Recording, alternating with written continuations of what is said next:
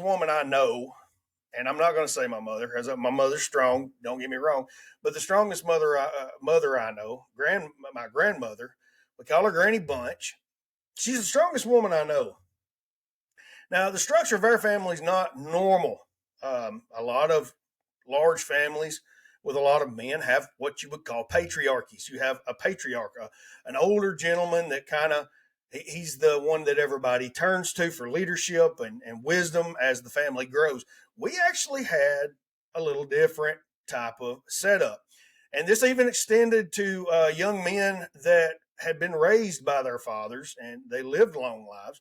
But these cousins of ours even looked to her for advice. My grandmother was the matriarch of the family. Now you had this woman that had to raise three young men by herself. Now my dad was 16 when his father died. Now he was a man that took part in a lot of situations that really he should have just stayed out of. But some of these activities, especially his drinking, caused him at one point in time to break his back in a wreck.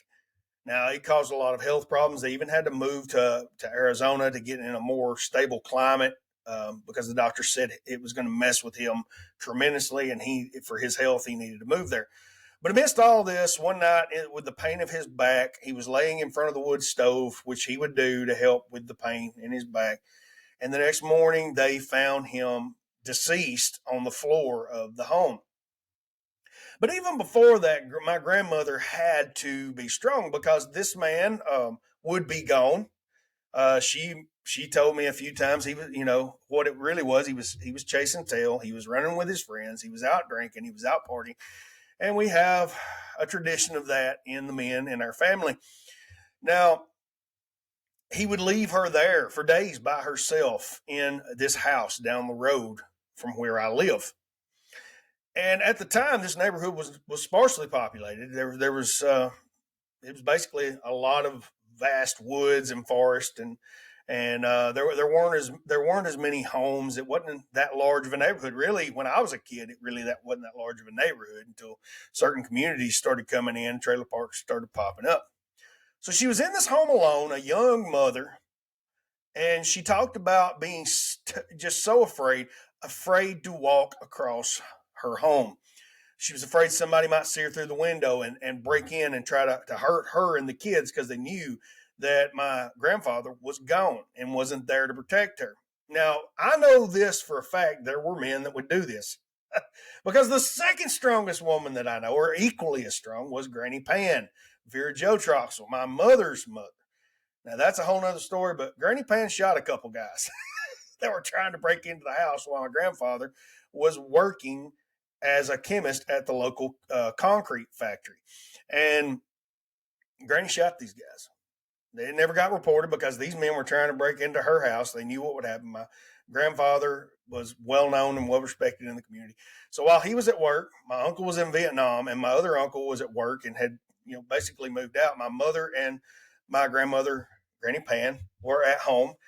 And so there was a man trying to actually get into the house because he knew my grandfather wasn't there. And that's another story we'll talk about. So my grandmother, Granny Bunch, her fears were founded in a real threat.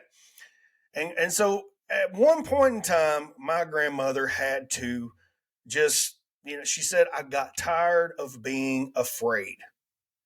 My grandmother was always a logical person. My grandmother was always someone that she done what made sense, but she didn't fool around with being afraid of things. She was a godly woman, and she said, the Lord's just going to take care of me, or they're just going to get me. I'm tired of being scared. So that was my grandmother's progression from fear to becoming, her the woman that we know today, the strong, independent, leader of the family that we know today. So, needless to say, she had to learn to make a living because the man wouldn't hold a job. My grandfather would not hold a job. He would do various jobs. He was one of the best mechanics in the valley. Everybody respected him for his ability to work on vehicles. He worked for all the dealerships. He could have as much work as he wanted, but he didn't want to do that. And so my grandmother had to start working. My grandmother had to make sure that the children were provided for in a lot of ways. And then after he died, They lost that cash flow income from the fixing of the cars. So my father actually went to work at a foundry and at 16 to help support the family. And my grandmother ended up pretty well raising these three young men that were in their teen years. My uncle, there was a younger one. He was probably 10, 12. He may have been younger than 10. But she had to raise these three boys by herself. She had to discipline them. She was a godly woman. She went to church. She was a Sunday school teacher, but she worked. She worked in the factories right alongside the men. And to this day, when people hear the name Bunch, I know old Helen. I used to work with her. My grandmother has the respect of every man in this community, and there's not many men that would fool with her. There's not many men that would try to take advantage of her. There's a lot of men that would take a stand and stop what was happening, especially because she's Granny Bunch. Everybody knows Granny Bunch. She's legendary. People call Granny Bunch my little cousins that are on my mother's side. They're not blood kin to my grandmother, and they call her Granny Bunch. So that's how much of a Granny Bunch is. That's how much of a leader she's been in the family. She kind of has that ability to take people under her wing, and she came by this, you know, naturally because of our Aunt Mill, and Aunt Mill was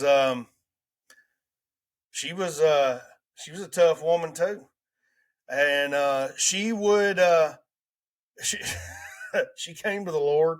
There's a story I always told where this woman done something in the neighborhood and she slapped her to the ground. She'd go into these rages, and when she came to the Lord, she said, "Lord, I need you to help me with my temper, because I can't act like that and be a Christian." But anyways, that's who my grandmother pretty well ran with as she was growing up, and so she was a my father still talks about her to this day, and the I guess the adventures that her and my grandmother went through, because they would go to earn income. One of the things that my grandmother done to earn income, um, while my grandfather was still around, her and Aunt Mill would go out and pick the cotton fields. And there's a lot of stories of my father being 5 years old asleep on a cotton sack while they were dragging him through the field picking cotton. And so, yeah, Granny Bunch was tough. Granny Bunch done what it took. So she was a strong woman. And so you have this small little old lady surrounded by all these men, because most of those three boys had a lot of sons. And then we've in turn had a lot of sons. So she's got three generations of men, possibly four generations.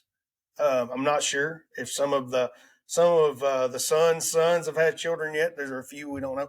But she's got three generations of men. Then she has extended family after their fathers and mothers passed.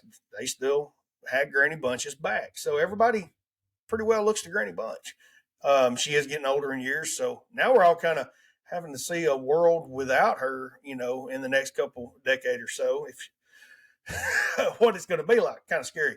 But she has prepared us well. I mean, you're talking about a woman that split her own wood. She had a wood stove up into her 80s, and we could not stop her from splitting her own wood. We could not stop her from stacking it. So a woman can make it in a rough area.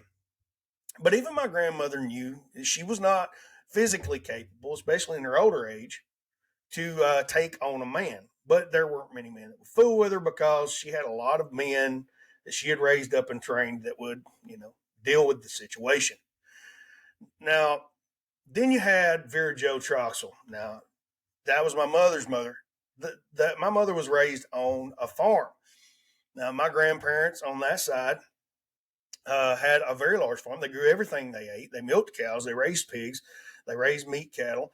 That was one of their main incomes. They raised their whole garden, all the food. My uncle talks about 2 acres of tomatoes, and they would be giving tomatoes away because of it. They had made so much. I grew up going into her basement, and there would be shelves full of canned goods. There would be 3 or 4 I'm talking about large chest freezers full of frozen vegetables, and still they would be producing. The whole family would eat from this type of food. my grandmother worked side by side with my grandfather on this farm. So you're talking again about a strong woman. But when the men came to break into the home, she didn't try to take them on full force. She went and she got a mechanical advantage. She used a mechanical advantage. And I counsel all women that are not some well-trained fighter. If you're just a buck 25 woman with some kids, or you're not no trained fighter, there are mechanical advantages that can equalize the situation. And I counsel you to get those types of weapons.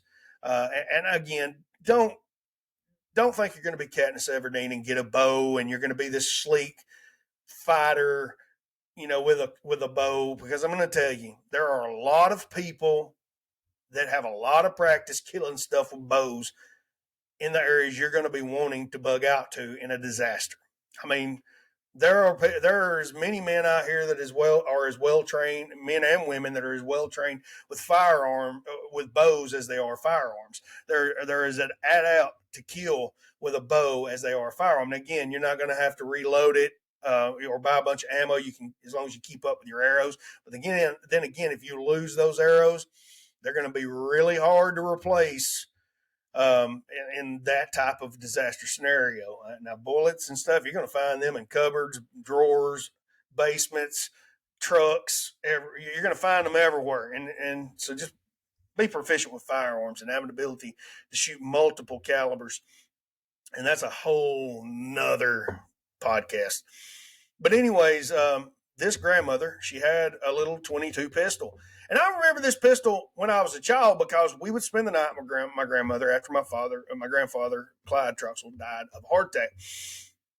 And anytime she thought something was going on, Granny grabbed that gun. There was somebody came up on a dirt bike. One of my cousin's friends came to visit him on a dirt bike because they lived in a double wide trailer up the hill from my grandmother's house. And she didn't know who he was, hadn't heard anything about who he was. And she heard this motorcycle come up, and there comes that 22. She says, "Get out of here. You get out of here. Get off my property." And she started firing that gun. That boy left. Next day at school, he told my cousin Jimmy he wasn't never coming back. That old lady's crazy. See, my grandmother used that mechanical advantage to make herself undesirable. She was an undesirable target. She was not an easy target. You want to make yourself as uneasy of a target to predators as you can. And so when I'm talking to women in the apocalypse, you're going to need to know guns safety. You're going to need to know, you're going to be need to be trained well for, pistol, gunfighting. And there are facilities that can do this type of training, or you can just go to the gun range and just train yourself, work on your groupings, find resources online on what to do and how to train.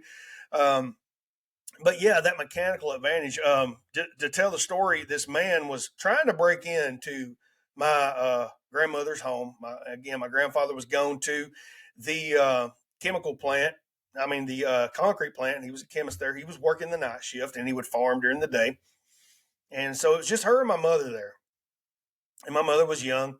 And my mother tells a story that she looks out the window. She sees this man creeping down the side, trying to find open windows, trying to find a way in. She says, "That filthy thing."